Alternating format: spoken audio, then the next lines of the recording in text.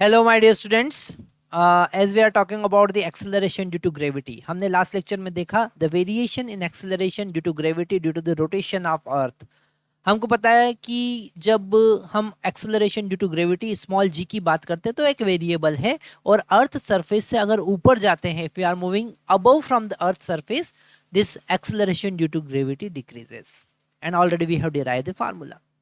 और इसी का एक कॉन्सेप्ट है, जब अगर हम अर्थ सरफेस से सेंटर की तरफ मूव करते हैं then definitely this g also decrease.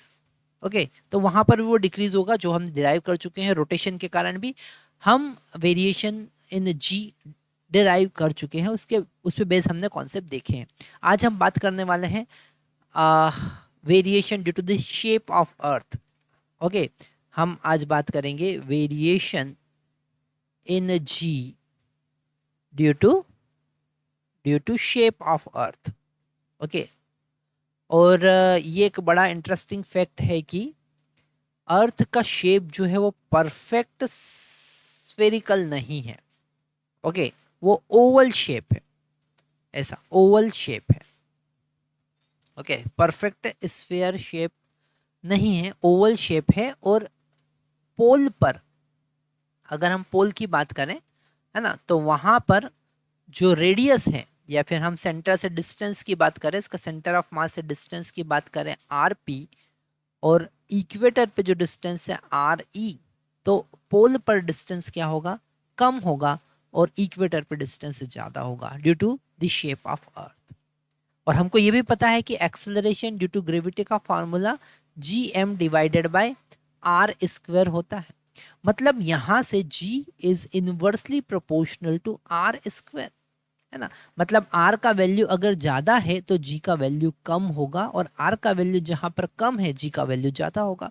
और इक्वेटर पर अगर हम देखें तो r का वैल्यू ज़्यादा है, मतलब जो GE है, acceleration due to gravity at equator, वो GP से कम होगा।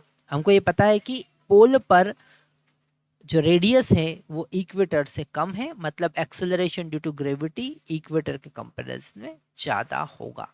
ओके, तो ये एक बड़ा इंटरेस्टिंग कॉन्सेप्ट है जो हमको समझना है। Due to the shape of earth what is the variation in acceleration due to gravity. Okay, तो यहाँ पर हमने एक्सेलरेशन ड्यू टू ग्रेविटी के कॉन्सेप्ट देखे। इससे रिलेटेड जो हमने आपके साथ स्प्रेडशीट शेयर किया हुआ है, वो स्प्रेडशीट में आप PYQs भी देख सकते हैं। बहुत जल्दी हम इससे रिलेटेड सारे PYQs बनाएंगे, और उसमें आप ईयर वाइज सारे PYQ देख सकते हैं। ओके, और वहाँ से पता चल जाएगा कि कौन से चैप्टर का वेटेज कितना ज़्यादा है। ये एक एनालिसिस भी उस स्प्रेडशीट से आपको मिलेगा। नेक्स्ट लेक्चर में हम बात करने वाले हैं एनर्जी से रिलेटेड, ग्रेविटेशनल पोटेंशियल एनर्जी से रिलेटेड बात करेंगे। सबसे पहले हम बोर्ड लेवल पर देखेंगे कि अगर दो पार्टिकल r डिस्टेंस पर रखे हुए जिनका मास m1 m2 है, तो उनका ग्रेविटेशनल पोटेंशियल एनर्जी कैसे फाइंड करेंगे और क्या होगा। ओके, तो नेक्स्ट लेक्चर आपको जरूर देखना है, क्योंकि वो आपका बेसिक लॉजिक क्लियर करेगा।